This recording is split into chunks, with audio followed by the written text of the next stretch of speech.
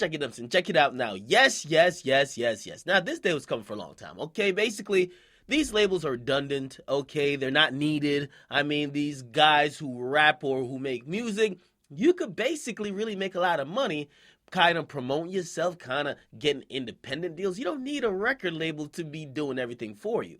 So what we've seen over the years, the record labels, they're losing a lot of money compared to what they used to get. And I'm just going to throw out some figures. You guys could do the research on it if you want to back up what I'm saying, because it's absolute fact. Basically, in the year 2000, okay, which is 17 years ago, they were making in the excess of like 13 or 14 billion dollars. Actually, the exact amount, right, that they were making back then just off selling CDs was 13.6 billion, okay?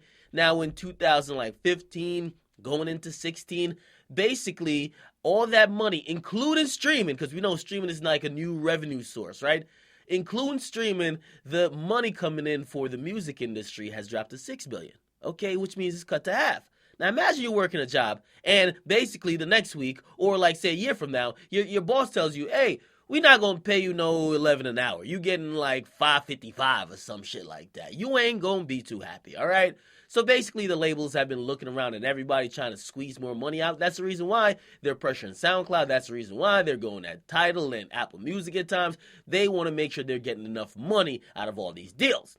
Now, there's been one great area in hip-hop that they have kind of ignored, sometimes conveniently and sometimes not really, okay? And I'm talking about the mixtape market, okay? The last time the music industry cracked down on the mixtape market, famously, we saw DJ Drama get arrested. They raided his whole studio. He was actually selling physical CDs.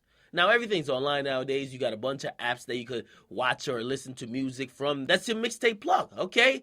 Basically, they're now attacking those people, okay? Now, Spinrilla is the first to get it. Spinrilla has got a lawsuit filed by the RIAA on Spinrilla where they're claiming a lot of shit. And now they don't have an exact monetary amount at this point, but they're saying over 21,000 songs have been pirated by Spinrilla or allowed to be listened to for free. And they're definitely copyrighted to either Warner Brothers, UMG, or Sony. Okay?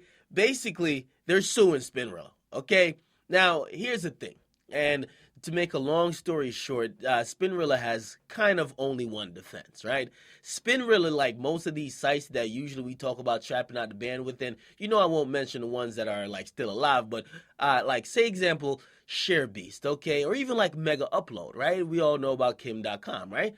Basically, they went into court and they all were trying to say this, right? Hey, we did not infringe on their rights because we didn't upload like somebody's album. The people did it. Or somebody who used our site did it. Now, if we got a report that that was not supposed to be there, we'd remove it. So we did our job, but we didn't directly break the law. So basically, they would blame the people for uploading it. They would also kind of say, hey, we took it down when requested, which means we are clear. According to the laws, there's a DMCA law, which basically kind of clears the person who has the site, because you can't monitor everything that happens on the site, right? Imagine if Twitter was supposed to be blamed every time a nigga like upload a song of Drake or Kanye or some shit, okay?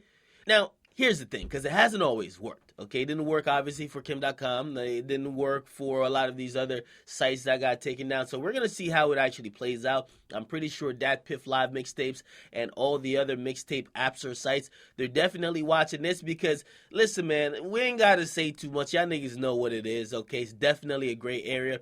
DC4 came out, and while most of you fools said, oh, DC4 is free. No, stupid. DC4 wasn't free. DC4 was meant to be on iTunes and on Tidal, okay? When you see it on your favorite mixtape app, it's because technically they're putting it on there and copyright infringing what's going on. Now, basically, these labels are coming back around and say, wait, we probably could have sold more if y'all niggas didn't have it on y'all site. So they're coming back around. I do probably expect if these mixtape sites is getting as much money as I would think they're getting, they're probably going to cut a hefty check and probably get the labels to ease up off them for a couple of years. But these labels, they're not really into the mixtape apps no more or mixtape sites. You know why? Because they're realizing that they don't need the whole process of rolling out an album, and they could consider a mixtape an album just by throwing it up on Apple Music. So why not just throw it up on Apple Music or Tidal rather than have it on your mixtape app and make no money? At least if it goes on Apple or Tidal, it makes money. If it's on your mixtape app, they make nothing. That's the big problem. It's always going to be argued about dollars and cents, and the label wants theirs now. Okay? We'll see if they file lawsuits against anyone else, and we'll see what happens from here on out. Okay, they did put out a statement, which basically was just a bullshit-ass lawyer statement. Okay, basically saying, yo, they've been ripping up our shit for way too long, and we ready to get them clapped. All right? Get in the comment box. If you guys like them, subscribe to Akademiks.